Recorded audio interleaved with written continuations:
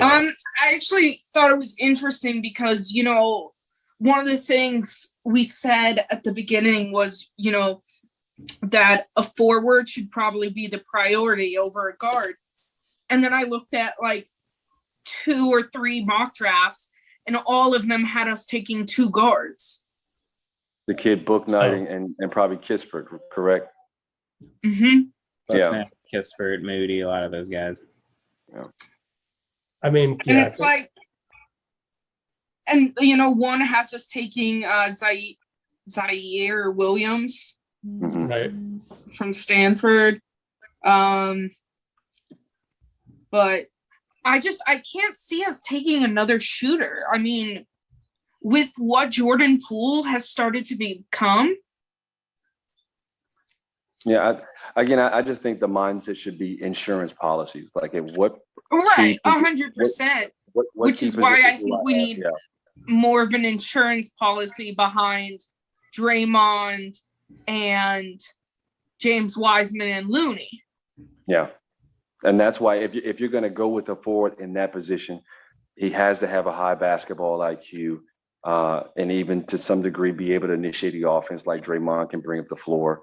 But that's going to be a level of comfort they're going to have to grow into. So I would be fine going with the guard in the event because you don't necessarily want to throw Klay to the Wolves just yet coming off that injury.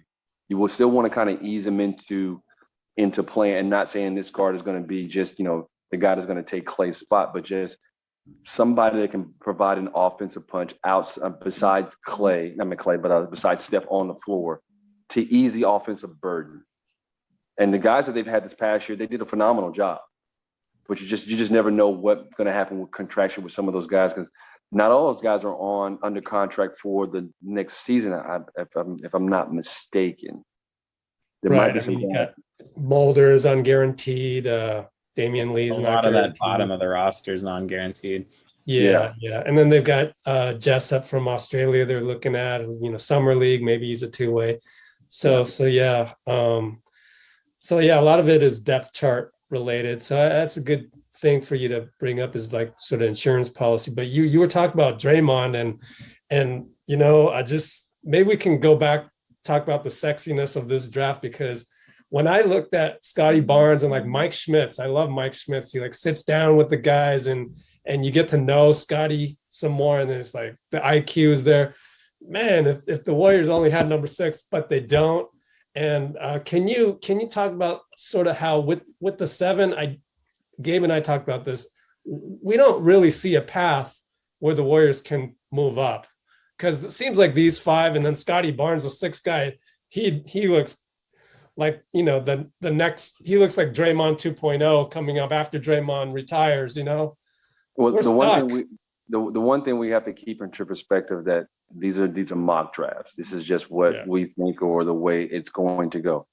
Many a times a guy has dropped and all of a sudden he's sitting in your lap with somebody who you didn't think was going to be there while you're picking. So there could be a chance that where maybe Scotty falls into the lap of the Warriors. Like draft night, it's such a tricky thing. And granted, it's football, but I love to watch the movie at Kevin Costner's in Draft Day because it's so similar to where just everything is just so haywire, but there's a level of excitement that's in the air as to what could be versus, whatever your game plan was going into it and then going with your gut.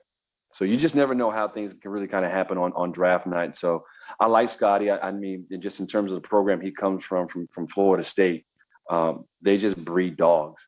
Like they just have some hard-nosed, tough-nosed type of kids that just one that can defend. If you can't defend for Leonard Hamilton, then you're probably not going to touch the floor very much.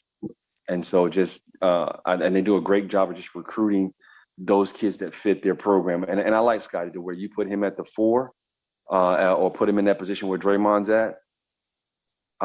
He'd be a solid backup in terms of just once Draymond kind of fizzles out a little bit, because granted he's got a lot of money on the books, but I don't see them, doing away with Draymond because he's a staple of that organization. So, but he's definitely a guy that would flourish up under his mentoring. I think he's got to get better a little bit offensively, but just won't necessarily be called to score. You can kind of just bring the ball up, initiate the offense, and take your shots here and there when you have them. But I do like Scotty Barnes just from the program and pedigree he comes from Florida State.